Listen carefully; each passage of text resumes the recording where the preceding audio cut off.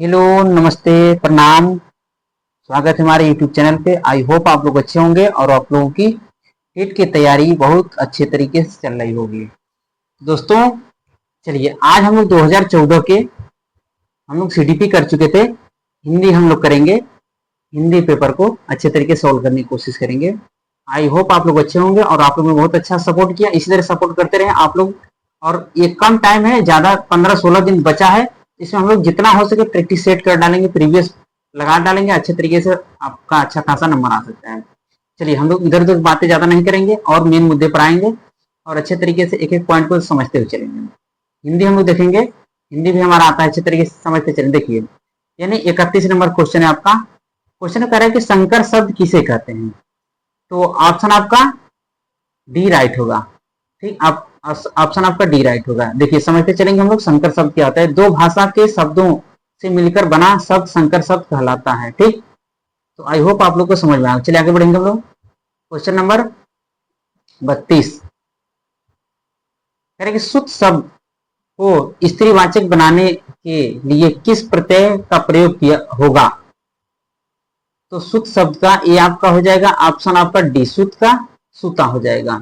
अब देखिए, सुत शब्द का स्त्रीवाचक बनाने के लिए आ प्रत्यय का प्रयोग होता है। सुत का स्त्रीवाचक सूता होता है। आ प्रत्यय से बने शब्द घटा, घेरा, छाया, नहीं सॉरी छापा, गुजारा, चढ़ा, रखा, कहा, ओडा, झोंका, धड़का, डेरा, ये सब देखिए इसमें आक मात्रा जो है वो इसके यानी प्रत्यय नहीं उसके पीछे आ रहा है। अब ई प्रत्यय लगाने से कौन कौन बनता है, देखो समझते चलेंगे। ई प्रत्यय से बनने जैसे चढ़ाई, देखिए ई आपका आ गया लास्ट में।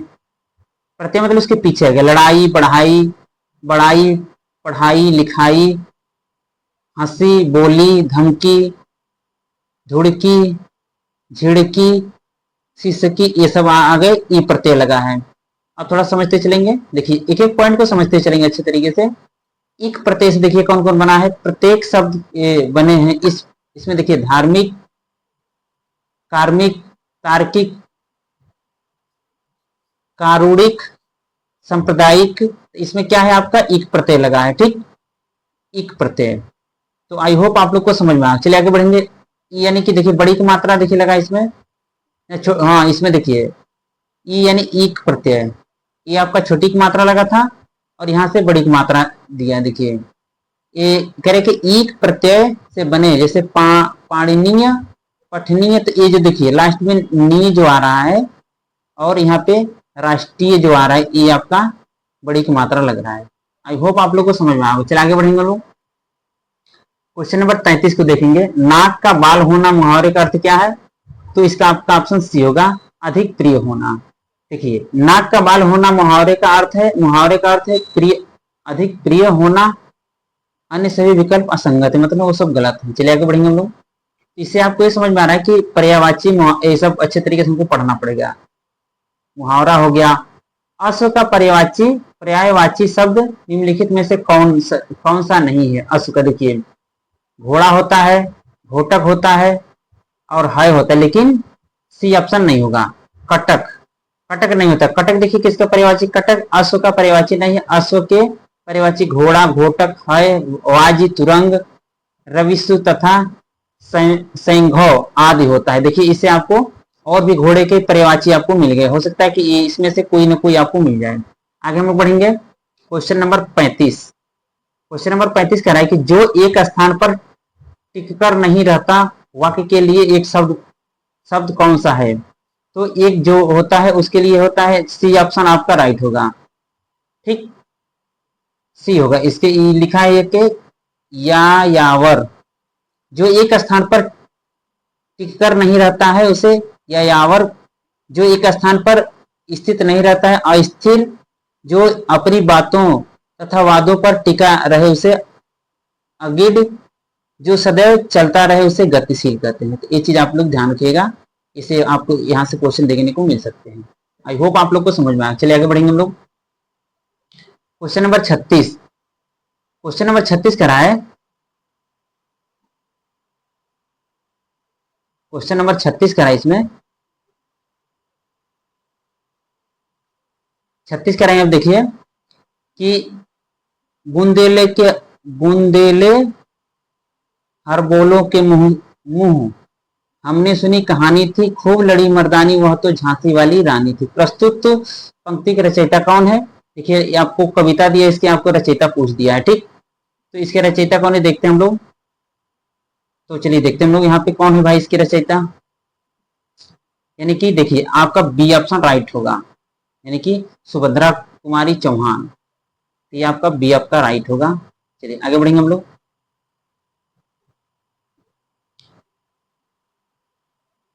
अब यहाँ थोड़ा समझते हुए चलेंगे। देखिए अब यहाँ पे दिया सुभद्रा कुमारी चौहान। अब देखिए और भी पॉइंट दिया है, पराधीन रहकर अपना सुख शोक न कह सकता है, वह अपना जगत में केवल पशु ही सह सकता है। तो राम नरेश त्रिपाठी जी इसको लिखे हैं। तो हो सकता है कि आपको आप वाले में एक क्वेश्चन पूछ दे, अबला जीवन हाय तुम्हारी यही कहानी, आंचल है आंचल में है दूध और आंखों में पानी। मैथिली शरण गुप्त, ये इंपोर्टेंट है, ये आपको पूछ सकता है। ठीक, और हो सकता है कि रिपीट भी हो सकते हैं ये वाला ऊपर वाला, तो इस तरीके ध्यान रखिएगा इसको। आगे बढ़ेंगे हम लोग। अब देखिए यहाँ थोड़ा समझते चलेंगे। क्वेश्चन नंबर 37 कह रहा है कि समास का अर्थ क्या है। समास का अर्थ क्या है? संक्षेप यानी छोटा करना। कह रहा है ऑप्शन ए सही है। इसको देखेंगे, जब संक्षेप के लिए आपस में संबंध रखने वाले दो या दो से अधिक शब्दों को मिलाकर एक नया शब्द बनता है, तो तब उस मेल को समास कहते हैं। सामान्य समास का अर्थ होता है संक्षेप करना, यानी कि छोटा रूप कर देना। आई होप आप लोग को समझ में आ गया। चलिए आगे बढ़ेंगे हम लोग। क्वेश्चन नंबर 38 कह रहा है कि भाषा के संबंध में उपचारात्मक शिक्षण का उद्देश्य है। ऑप्शन आपका ये राइट होगा। इसको समझते चलेंगे। ऑप्शन ए राइट क्या है आपका, देखते हैं हम लोग। भाषा प्रयोग संबंधी कठिनाइयों की पहचान तथा उनका निदान। अब यहाँ पे देखते हैं एक्सप्लेन क्या दिया है। भाषा के संबंध में उपचारात्मक शिक्षण उद्देश्य भाषा प्रयोग संबंधी कठिनाइयों की पहचान तथा उनका निदान होता है। कक्षा में शिक्षक द्वारा छात्रों की भाषा के संबंध में समस्या को पहचान कर उनकी कठिनाइयों को दूर करना उपचारात्मक शिक्षण का प्रमुख उद्देश्य है। आई होप आप लोग को समझ। पेडागोजी का सवाल है, तो देखिए इसमें हिंदी में ग्रामर के साथ साथ पेडागोजी भी पूछ सकता है, तो आप लोग को दोनों को अच्छे तरीके से ध्यान में रखना है। ठीक, शिक्षण पूछ सकता है। चलिए 39 नंबर क्वेश्चन देखेंगे हम लोग। कह रहे कि प्रमुख भाषाई कौशल के अंतर्गत इनमें से कौन एक नहीं आता है। अब देखिए कौशल अगर देखा जाए तो 4 होते हैं। भाषा के मुख्य जो कौशल होते हैं कौन कौन से, तो इसके देखिए इसका थोड़ा सा हम लोग एक ट्रिक है उसको याद कर सकते हैं। ठीक से हम लोग करेंगे ठीक से हम लोग याद करेंगे। देखिए LSRW यानी लिसनिंग स्पीकिंग रीडिंग राइटिंग, यानी कि सुनना बोलना पढ़ना लिखना। तो इसमें देखेंगे हम लोग कौन है। देखिए सुनना है आपका है कौशल में, स्पीकिंग यानी बोलना भी है, लिखना, लेकिन हंसना नहीं, आपका हंसना ये राइट नहीं है, ये स्किल में नहीं आता है। ठीक, तो देखिए आपका यहाँ पे सी ऑप्शन सही होगा, यानी निगेटिव पूछा तो निगेटिव होगा। देखिए भाषा के संबंध में 4 प्रमुख कौशल आते हैं। कौन कौन से, देखिए लिखने यानी लेखन कौशल, सुनना श्रवण कौशल, बोलना मौखिक कौशल और पढ़ना पठन कौशल। इस तरीके से आप देख सकते हैं। तो इंग्लिश से थोड़ा सा अच्छे से याद कर सकते हैं। तो आई होप आप लोग को समझ में आएगा। चलिए आगे बढ़ेंगे लोग। अगले क्वेश्चन देखते हैं, क्वेश्चन नंबर 40। क्वेश्चन नंबर 40 कह रहे हैं हिंदी दिवस मनाया जाता है। तो ऑप्शन आपका ए राइट होगा। 14 सितंबर को हिंदी दिवस मनाया जाता है। अब देखिए ये 14 सितंबर को हिंदी दिवस मनाया जाता है। 14 सितंबर 1949 को भारत के संविधान में हिंदी को राजभाषा यानी ऑफिशियल लैंग्वेज की मान्यता प्राप्त की गई। भारतीय संविधान के भाग 17 अनुच्छेद 343 से 351 तक राजभाषा का संविधान में प्रस्तावना किया गया है तथा संविधान की 8वीं अनुसूची में 22 भाषाओं की मान्यता प्राप्त की है। तो 22 भाषाओं भी आप उसको देख सकते हैं। तो इस तरीके से क्वेश्चन बनता है। तो आई होप आप लोग को समझ में। चलिए आगे हम लोग बढ़ेंगे। क्वेश्चन नंबर 41 हम लोग देखेंगे काव्य शिक्षण का उद्देश्य है। तो ऑप्शन आपका डी राइट हो जाएगा। रसानुभूति एवं आनंदभूति करना। साहित्य के काव्य शिक्षण का प्रमुख उद्देश्य छात्रों को रस तथा आनंद की अनुभूति कराना। ठीक, और रस का मतलब जैसे रस आप पढ़ते हैं उसमें आप जानते होंगे। चलिए आगे बढ़ेंगे हम लोग इंटरेस्टिंग बनाना कहानी को। चलिए आगे बढ़ेंगे। क्वेश्चन नंबर 42 कह रहा है कि निम्न में से किस वाक्य में विशेषण का प्रयोग हुआ है, किस वाक्य। अब देखो पढ़कर चलेंगे हम लोग, थोड़ा सा समझते चलेंगे। राम जाता है, सीता फल खाती है, मेरी गाय काली। अब इसमें जो है सी ऑप्शन में देखिए, काली जो है गाय की विशेषता है। तो जब आप विशेषण यानी एडजेक्टिव इंग्लिश ग्रामर से अगर पढ़ेंगे आप रिलेट करें तो और अच्छा समझ में आता है। तो सी आपका राइट होगा। अब देखिए इसमें समझते चलेंगे। मेरी गाय काली, इस वाक्य में मेरी शब्द एक सर्वनाम विशेषण है जो ये संज्ञा सर्वनाम की विशेषता बताता है, ठीक। और इसमें देखिए कह रहा है कि अब इस विशेषण के प्रकार पूछ दिया है। इसमें प्रकार हो सकता है कि उसमें पूछे देखिए सर्वनामिक विशेषण, गुणवाचक विशेषण और संख्यावाचक विशेषण और परिमाणवाचक विशेषण। इस तरीके से आप इसको देख सकते हैं। आई होप आप लोग को समझ में आएगा। चलिए आगे बढ़ेंगे हम लोग क्वेश्चन नंबर 43 यानी 43। नाटक शिक्षण में कह रहे नाटक शिक्षण में कक्षाभिनय प्रणाली के प्रयोग से क्या होता है समझते चलेंगे अच्छी तरीके से। तो इसमें आपका ऑप्शन बी राइट होगा। कह रहे कि देखिए यहां थोड़ा समझते चलेंगे। पात्रानुसार बच्चों द्वारा अभिनय से सीखने की प्रक्रिया में तेजी आती है। देखिए नाटक शिक्षण में कक्षाभिनय प्रणाली में प्रयोग से पात्रों के अनुसार यानी बच्चे यानी जो बच्चे होते हैं अभिनय सीखने की प्रक्रिया का तेजी से विकास होता है। जैसे बच्चे अगर कोई चीज अगर सीखना चाहते हैं उनको अगर उस रोल में ढाल दिया जाए तो बच्चा बहुत जल्दी उस चीज को सीख जाता है। तो आई होप आप लोग को समझ में आएगा। चलिए आगे बढ़ेंगे हम लोग। तो शिक्षा को हमें इस तरीके से बनाना चाहिए। चलिए आगे बढ़ेंगे हम लोग। निम्न में से अधिकरण कारक का प्रयोग हुआ है। कारक मैंने आप लोग को पिछले वाले में बहुत अच्छे तरीके से समझाया था। तो ये देखिए दिया है वाह ना रूढ़, ऑप्शन ए सही। जहां अधिकरण तत्पुरुष में कारक चिन्ह का लोप हो वहां अधिकरण तत्पुरुष समास होता है। इसका कारक चिन्ह में पर आदि होता है। करे कि वाहन करे वाहनारूढ़, वाहन का आरूढ़ यानी अधिकरण तत्पुरुष समास है। गंगा जल, गंगा का जल यानी संबंध तत्पुरुष समास है। आई होप आप लोग को समझ में आया होगा। देखिए इस तरीके से आप इसको आराम से जो आप नोट्स बनाए उस नोट्स को बार बार रिवीजन करें और इस प्रैक्टिस को अच्छे तरीके से करते रहें, ठीक। आगे बढ़े हम लोग क्योंकि एक एक नंबर हमें मायने रखता है। क्वेश्चन नंबर 45 कह रहा है कि किस रस को रसराज कहा जाता है। तो ऑप्शन आपका ए राइट होगा, श्रृंगार रस को। अब देखिए यहां से रस आपका कंसेप्ट समझ में आ जाएगा पूरा अच्छे तरीके से। रस वाला पॉइंट आपको अच्छे से समझ में आ जाएगा। रसराज देखिए करेक्ट। श्रृंगार रस को कार्य व्यापार की व्यापकता के कारण रसराज कहा जाता है। भरत मुनि ने 8 प्रकार के रसों का उल्लेख किया है। अब आपसे पूछ सकता है कि जो 8 प्रकार के जो रस मतलब किसने दिया था, तो भरत मुनि ने दिया था, ठीक। और जबकि अभिनय गुप्त ने मूलतः रसों की संख्या 9 माना है और जो रसों की संख्या 9 पढ़ते हैं तो अभिनव गुप्त ने माना है इसके रसों की संख्या 9। अब कौन कौन देखिए श्रृंगार रस, पहला श्रृंगार रस, दूसरा हास्य रस, तीसरा करुण रस, चौथा वीर रस, पांचवा रौद्र रस, छठा हमारा है भयानक रस, सातवां है हमारा अद्भुत रस, आठवां है विभत्स रस और 9वां है शांत रस। आई होप आप लोग को समझ में, ये आप अच्छे तरीके से हाई स्कूल इंटर में अच्छे तरीके से पढ़ते हैं तो आपको समझ में आया होगा। चलिए आगे हम लोग बढ़ेंगे। हम लोग क्वेश्चन नंबर 46। क्वेश्चन नंबर 46 को हम लोग देखेंगे। क्वेश्चन नंबर 46, घनानंद को किस युग का कवि माना जाता है। तो ऑप्शन आपका सी राइट होगा, रीतिकाल का। अब इसको समझते चलेंगे। घनानंद रीतिकाल की रीतिमुक्त काव्य धारा के प्रमुख कवि हैं। घनानंद का जन्म 1689 से 1739 ईस्वी में हुआ।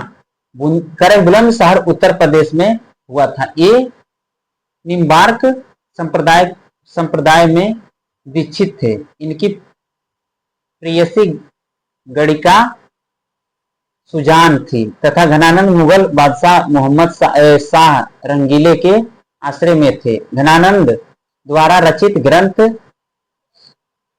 सुजान सागर, इश्क लता और विरह लीला, वियोग वेली, कोकसार, कृपा कंद, रस केली वल्ली तथा यमुनाशय, ये सब क्या है घनानंद की रचनाएं हैं। तो आप इसको देख सकते हैं। आई होप आप लोग को समझ में आए। चलिए आगे बढ़ेंगे हम लोग। क्वेश्चन नंबर 47 यानी 47। निम्नलिखित में से शुद्ध वर्तनी का चयन कीजिए। जो शुद्ध वर्तनी उसको देखते हैं हम लोग।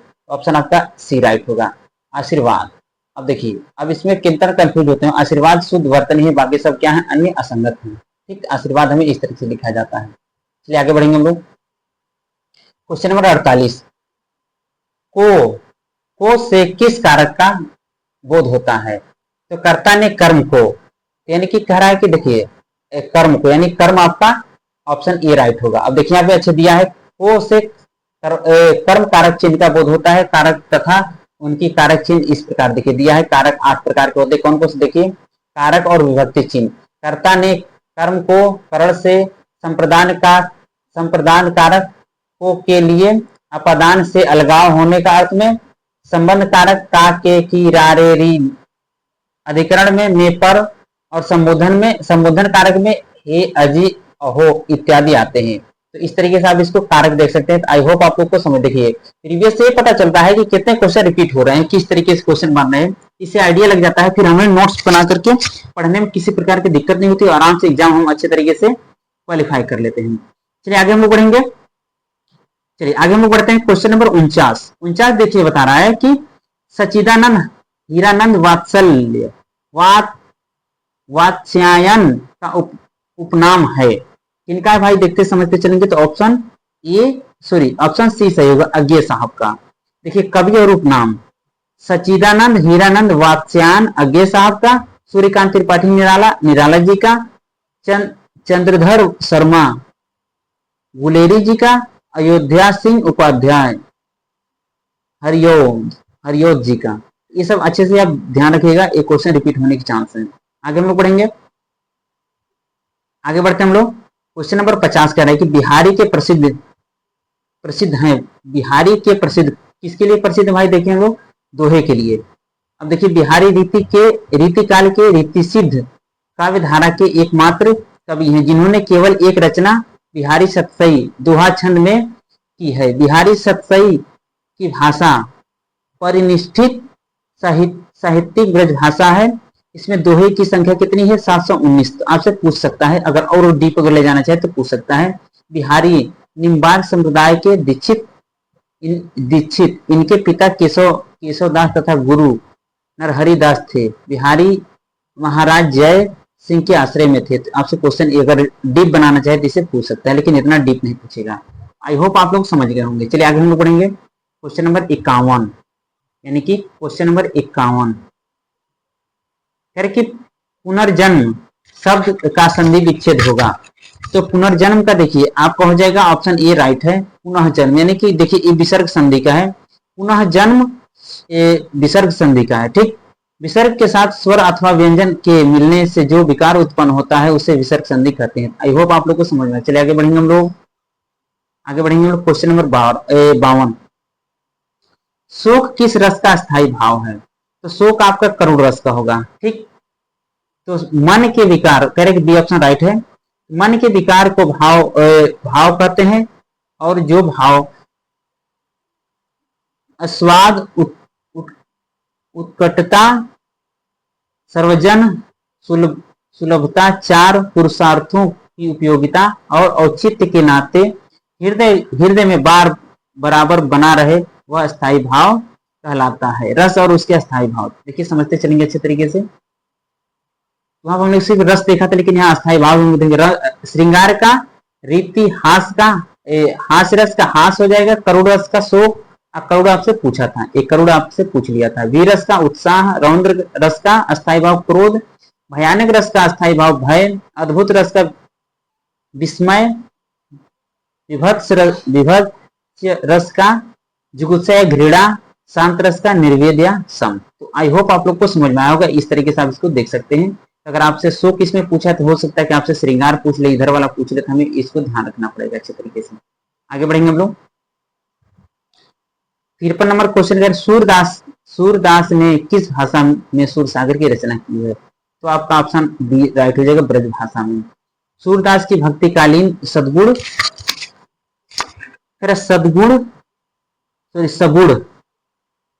काव्य धारा के कृष्ण भक्ति शाखा के प्रमुख कवि हैं, यानी कि सूरदास जी। काव्य धारा के कृष्ण भक्ति के शाखा के प्रमुख कवि हैं। इनकी 3 रचनाएं हैं, सुरसागर, सुरसरावली और साहित्य लहरी। इनके प्रमुख 3 रचनाएं हैं।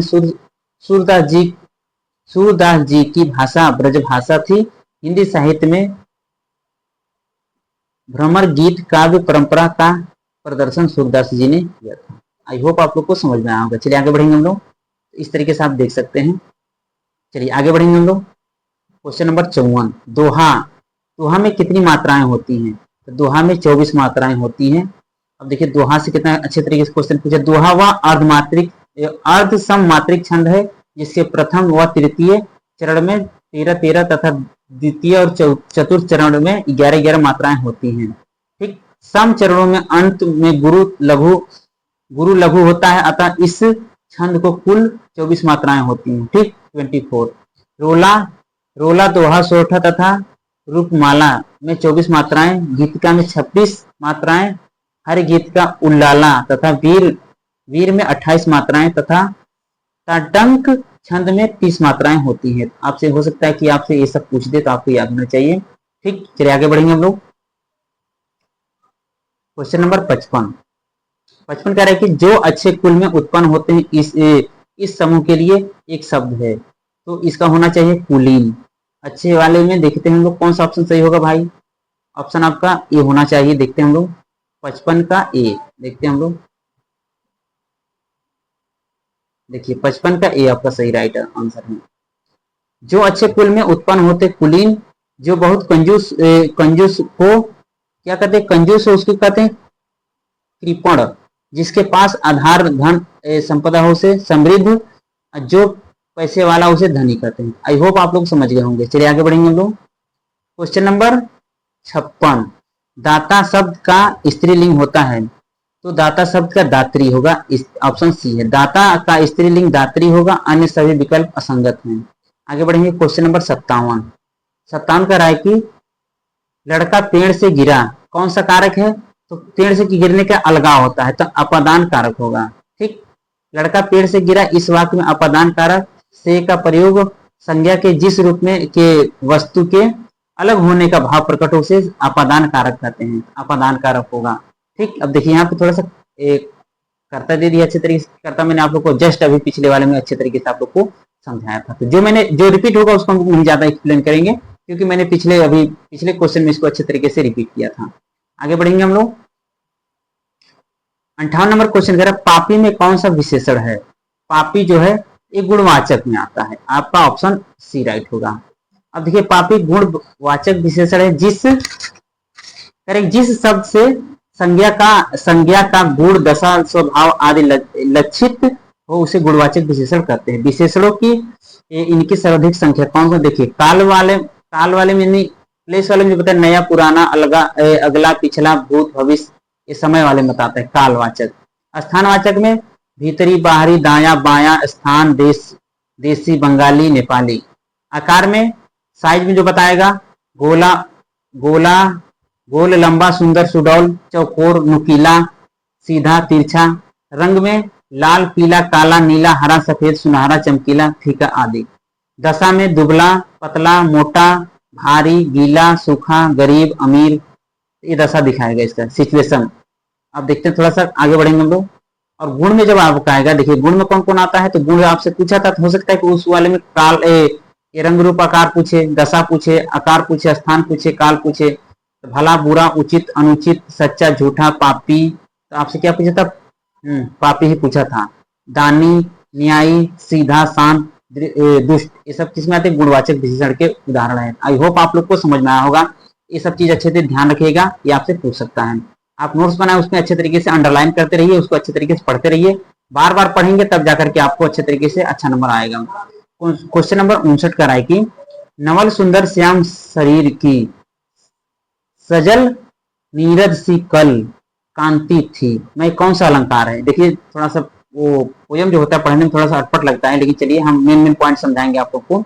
अलंकार पूछा यहाँ से, इसे आप कुल लगा के अलंकार कौन होना चाहिए भाई? देखते हैं हम लोग इसमें कौन सा अलंकार होगा। आपका ए राइट होगा, उपमा अलंकार। देखिए अच्छे तरीके से इसको एक्सप्लेन करेंगे हम लोग। अलंकार को थोड़ा देखेंगे डीप में, अच्छे तरीके से समझते चलेंगे हम लोग।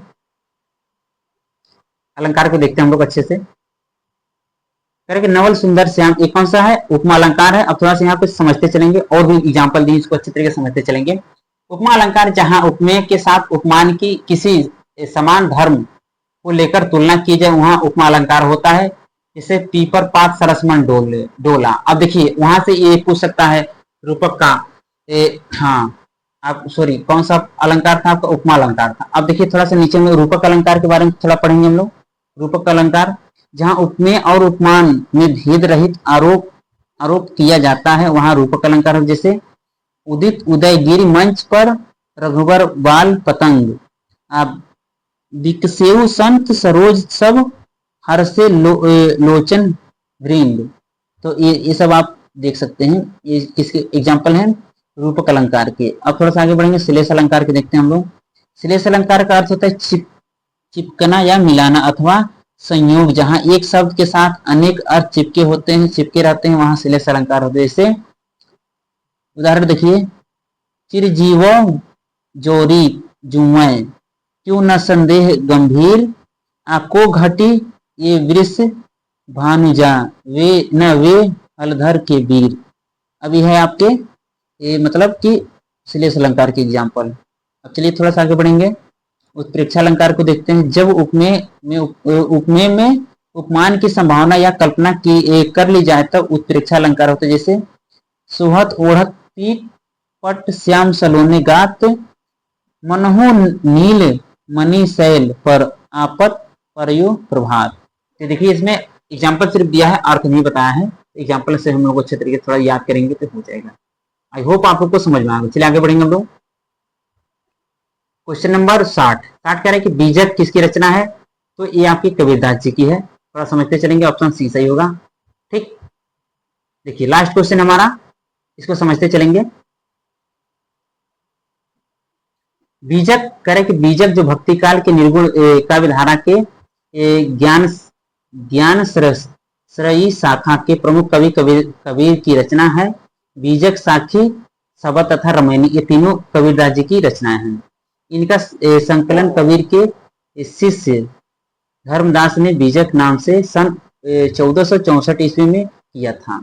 अब हो सकता है इनसे क्वेश्चन और पूछ सकता है कि इनके शिष्य के नाम क्या था? धर्मदास था। ठीक, तो अब करे कबीरदास की भाषा को करे कि इनकी भाषा को पंचमेल, खिचड़ी, सधुकड़ी आदि नामों से जाना जाता है। ठीक, अभिनीत किया जाता है। आचार्य हजारी प्रसाद द्विवेदी ने कबीर को भाषा का डिक्टेटर भी कहा जाता है। अगर आपसे क्वेश्चन में ये पूछते कि भाषा का डिक्टेटर किसे कहा जाता है, तो कबीरदास जी को, और किसने कहा था? तो आचार्य हजारी प्रसाद द्विवेदी जी ने कहा।